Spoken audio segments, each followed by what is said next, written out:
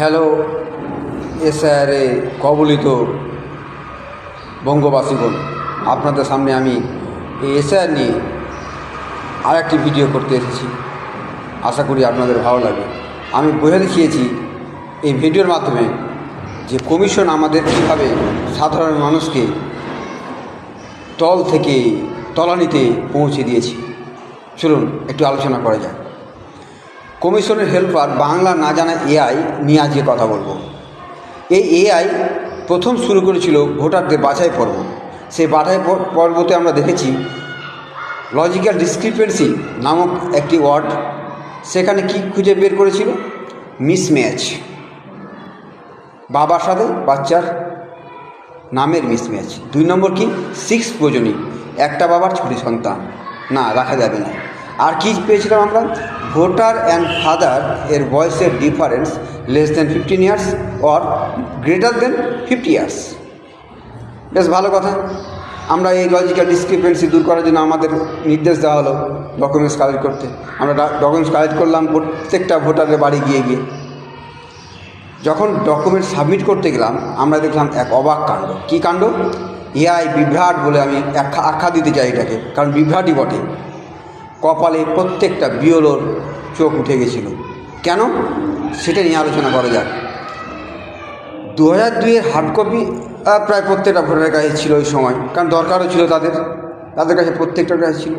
আমরা সেটা নিয়েছিলাম ডকুমেন্টস তাদের কাছ থেকে, এই 2002-এর লিস্ট। আমরা যখন এটা ভিও ল্যাবে উঠাতে গেলাম দেখলাম একজনের নাম মুজিবুর রহমান হার্ড কপিতে ছিল, কিন্তু এআই বাংলা না জানা এআই এটা কনভার্ট করলো কিসে? হ্যাঁ, ওয়াই। বিশাল বড় ব্যাপার। জিয়াউল হক কনভার্ট করেছে HK, আব্দুল বাসির AH বাসির। আচ্ছা বলুন তো, যদি আমরা বাংলা থেকে ইংরেজিতে কনভার্ট করতে গিয়ে মুজিবুর রহমান এআই এর মাধ্যমে কনভার্ট হয়ে ওয়াই হয়, তাহলে তার জন্য মিসম্যাচ হবে না তো কার জন্য হবে? তাহলে মিসম্যাচ এই জন্যই হয়েছিল। প্রায় 15% ভোটারের এই রকম এআই অ্যাপ ভুল করে রেখেছে। কিন্তু কী হলো ফলস্বরূপ? কিছুই হয়নি।